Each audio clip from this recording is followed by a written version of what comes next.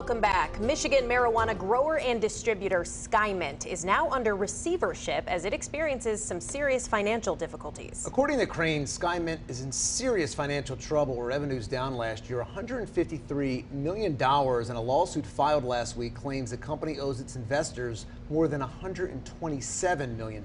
We are joined now by reporter Dustin Walsh from Crain's Detroit Business, who wrote that story. Dustin, thanks for joining us as always. Thanks. Great reporting on this. Before we dive into what this might mean for Michigan's marijuana industry overall, explain what a receivership is for those who don't know. Sure. So marijuana is still a federally controlled substance. So these companies can't file federal bankruptcy because bankruptcy court is a federal thing.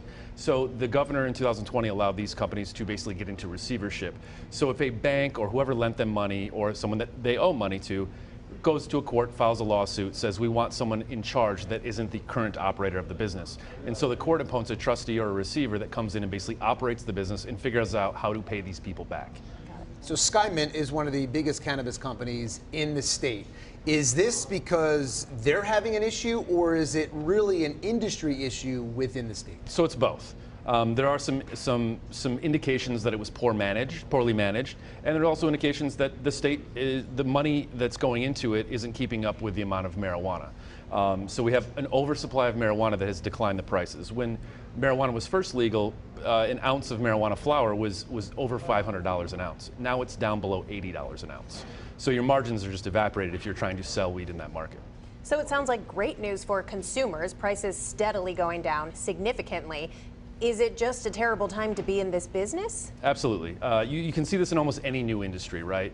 Everyone floods the market. There's a lot of money to be made in the beginning, and then prices go down really quickly, and then your margins evaporate. And so it's kind of a dog-eat-dog, only the strong will survive market at the moment. Where do you see the future in the cannabis industry? I mean, obviously still at the federal level, it's illegal, but here in Michigan and many other states, it is legal. So where do you see this going here? Sure. So the market's going to continue to consolidate, and that's happening in other states that maybe legalized marijuana before us, Colorado, Washington State. So it's going to be rapid consolidation. We're going to see more and more of these business failures happen. The easy money is no longer there.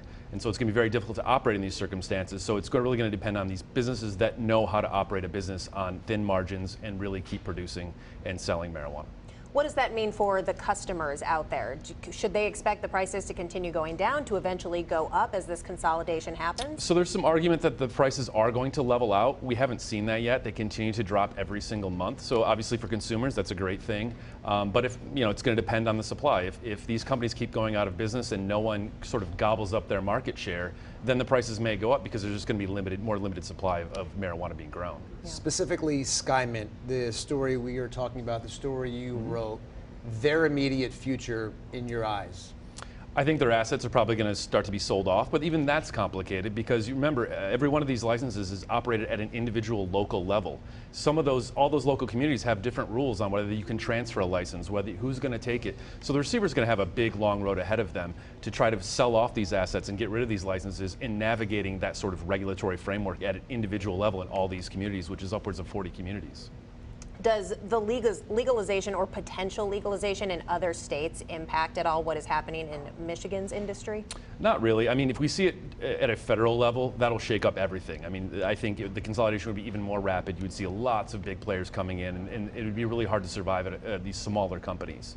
But Indiana or any of those other states sort of legalizing doesn't necessarily impact the market. It does provide another avenue for these companies to sort of go out, seek funding, and grow larger in multi-state operations. But it doesn't really change the day-to-day dynamic of Michigan. There's so many grow facilities in Weberville and facilities around the state, and with the price of the ounce going down from over 500 to below 80 now, yep. Where do you see this going with these companies? Can these companies stay afloat? Yes. So I have been to some of the better operators. I've been inside these facilities. It looks like you're going into like a Pfizer facility. It's very high end. And the ones that invested early and figured out how to grow the most of marijuana with the least amount of input costs are the ones that are going to survive. Those that are sort of loose and sort of still figuring it out, those are the ones that are going to be in real trouble. So this is probably not the last time we have heard a headline like this. Absolutely will not be the last time we hear of another receivership. All right. Dustin Walsh, thanks so much for being with us from Crain's Detroit Business. And you can check out Dustin's reporting right now at crainsdetroit.com.